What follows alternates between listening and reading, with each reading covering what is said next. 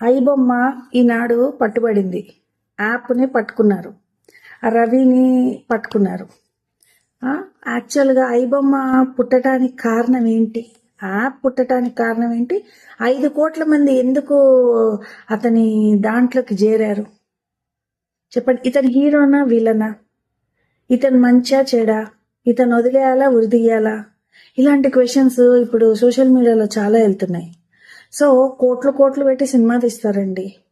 So 100 కోట్లు పెట్టి తీస్తే మీకు 200-300 కోట్లు వచ్చేస్తున్నాయి. యాక్చువల్గా రావాలి అంటే ఫస్ట్ షోలో బాగా టికెట్ రేట్లు ఎక్కువ పెడుతున్నారు.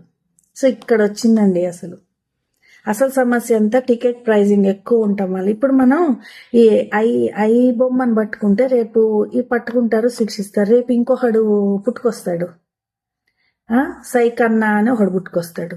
ఆ తర్వాత ఇంకొకడు ఓసే రాములమ్మ అని ఇంకొకటి పుట్టుకొస్తుంది.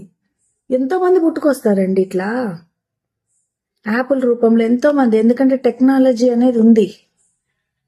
సో కానీ ఇక్కడ హర్షించదగ్గ విషయం ఏంటంటే పోలీసులు మాత్రం ఎంత బ్రెయిన్ వాడిని పట్టేసుకున్నారు అంటే, అంత నాలెడ్జబుల్ పర్సన్ని కూడా పట్టేసుకున్నాడంటే ఇక్కడ హర్షించదగ్గ విషయం మన పోలీస్ వ్యవస్థ అల్టిమేట్. సో థ్యాంక్స్ చెప్తున్నా. మాకు కాన్ఫిడెన్స్ అనేది వచ్చింది పోలీసుల మీద, ఏదైనా ఛేదించగలరు అని. యు డిడ్ వెరీ వెల్ అండి. కానీ అసలు సమస్య ఎక్కడ ఉంది అనేది మనం చూడాలి ఇక్కడ. సో ఎక్కువగా ఈ 5 కోట్ల మంది ఐబొమ్మలో చేరారు కదా. సో వీళ్ళ ఏజ్ గ్రూప్ చూడండి మీరు. ఏజ్ గ్రూప్ ఎంత, చిన్నపిల్లల దగ్గర నుంచి 20 లోపల. అంటే వీళ్ళు టీనేజ్కి ముందు తర్వాత జస్ట్ అంటే వాళ్ళు ఇంకా చదువుకుంటూ వాళ్ళకంటూ వాళ్ళకు ఒక జాబ్ కానీ ఉద్యోగం లేకుండా తల్లిదండ్రుల మీద ఆధారపడిన వాళ్ళే ఉంటారు. సో వీళ్ళకి మీరు చూడాలన్న ఆతృతం, సినిమా రాగానే చూడాలని తాపత్రయం ఎవరికి ఉంటుంది? ఈ కుర్రకాడికే ఉంటుంది. చూడండి వాళ్ళ ఏజ్ గ్రూప్.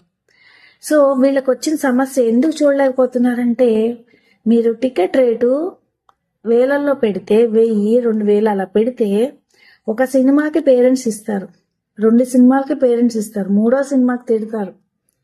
ప్రతి సినిమాకి ఎందుకు ఇట్లా చేస్తున్నావు నువ్వు అని మొండి చేయి చూపిస్తారు. అప్పుడు వీళ్ళకేమో ఆగదు, చూడాలి, సినిమా రిలీజ్ అయింది, అమ్మో చూడాలి అనుకుంటారు. మరి ఎట్లా ఇప్పుడు అంటే ఇలాంటి యాప్లు వచ్చినాయి అనుకో, తప్పన ఒక దోస్తుగాడు చెప్పాడంటే నేను కూడా చూస్తా, అందరు కలిసి ఒక చోట కూర్చొని సినిమా థియేటర్లో ఫీల్ అయ్యి చూసేస్తున్నారు. మెయిన్ కారణం ఏంటి అంటే, నాకు అనిపించింది ఏంటంటే సినిమా రేట్లు ఎక్కువగా ఉన్నాయి, తగ్గించండి చక్కగా. ఫ్యామిలీ మొత్తం వెళ్తారు. ఒక ఫ్యామిలీలో 4 వెళ్ళాలంటే 4000 పెట్టుకుని ఎలా వెళ్తారండి చెప్పండి. So cinema cost, ticket cost తగ్గిస్తే ఇలాంటి ఐబొమ్మలు పుట్టవు. మీకు సమస్య లేదు. ఎంత టెన్షన్ పడిపోయారు ప్రొడ్యూసర్లు, డైరెక్టర్లు. అసలు తిండి తినక, అసలు కొత్త సినిమా రిలీజ్ చేయాలంటే వాళ్ళకి దిమ్మ తిరిగిపోయి, మైండ్ బ్లాక్ అయిపోయి, ఎక్కడొచ్చేస్తున్నాయి బయటకి పైరసీ, ఎక్కడొచ్చేస్తుందో అని తెగ భయపడిపోయి. మీకు భయమే లేదు. సామాన్య మానవులు చూసేటట్టు పెట్టండి. అసలు యాప్ల్లోకే పోరు, ఎందుకు పోతారు? మీకు ఇప్పుడు సినిమాకి చాలా వాల్యూ ఉందండి. సినిమాకి వాల్యూ లేదనుకోండి, ఎవరు రావట్లేదు అనుకోకండి. సినిమాకి వాల్యూ ఉండబట్టే 5 కోట్ల మంది అక్కడికి పోయి మరీ చూస్తున్నారు.